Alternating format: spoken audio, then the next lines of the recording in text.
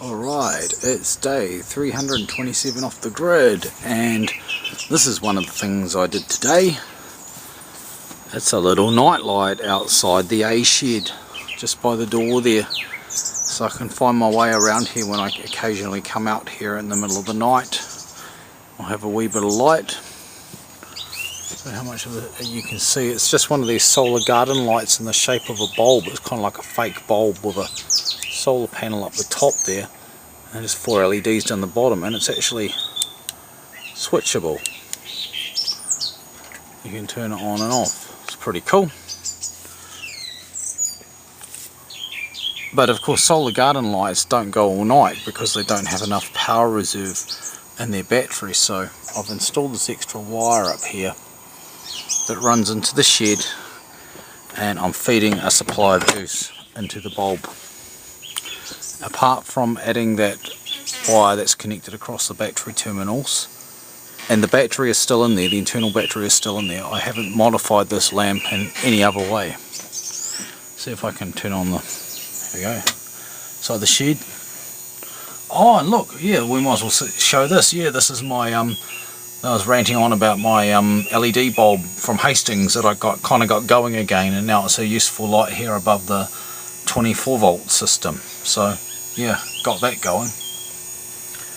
We're all running off batteries now, of course, but anyway, I was just going to show, if I can, if there's enough light, for the wiring I did for, I don't know if there's enough light, but you can see this cable here comes across. This is what I did the other day when I put in the LED bulb there, the one just in there, the Hastings bulb, and I put this terminal block here because I knew that I want to hook up an outside light in the future. Well, the future came today. I decided to do it today. So basically all we got here is a couple of diodes in series from, well, positive to negative, with a couple of 560 ohm resistors in parallel to make a 230 ohm resistor, which I should have used but I didn't have. So those two together, they give me an adequate wattage and the right value, although that wasn't critical. So basically what happens is about 1.4 volts appears across these diodes, and that goes down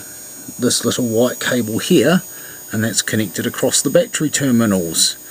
So at night the current coming down here assists the battery for running the LEDs, and during the day it assists the solar panel and the light itself to charge the little AAA battery. So, you know, pretty simple really. It's not highly efficient because these are dropper resistors. There's about 50 milliamps flowing here, but because I'm using the battery still in the light and using its own solar panel to help with the charging, then this current can be smaller than what it otherwise might have been. So it's not too bad. We'll see how it goes. We'll see if it keeps up as the seasons get darker. So yeah, the light of the other day, the woodwork, the rose, the 7809 regulator to control it so it doesn't flicker during the day if I decide to turn it on, because that kind of shit just bothers me. And it keeps a nice steady voltage on it at night. The existing light in here, which is actually just one of those 12 volt fluorescent trouble lamps that I've just fitted up here, and that's been fine. That gives a good general coverage of light. But now we have our new wee outside light. So yeah, pretty cool. Did some gardening today too. Buried the remains of an old incinerator drum that was just messing up the garden. That was cool to get rid of that. There's two of them actually. Got to do the other one maybe, well, not tomorrow because that's the MavTech board meeting. And I planted 2 more rows of radishes because our radishes have been really nice. Baffy made some really nice lettuce and radish sandwiches this afternoon, eh? Oh yeah. And we're going to have a lettuce and radish salad as part of our tea as well as some wild lettuce, which of course isn't lettuce at all, but it's a very tasty and edible green that grows as a weed around here, and some dandelion and maybe a bit of puha. So there we go. That's day. Before, yeah, that's right, this day started pretty early in the wee small hours of the morning, eh? It was very nice with Baffy, yes it was, yes, when needed a crag it was hard to find one, but yeah.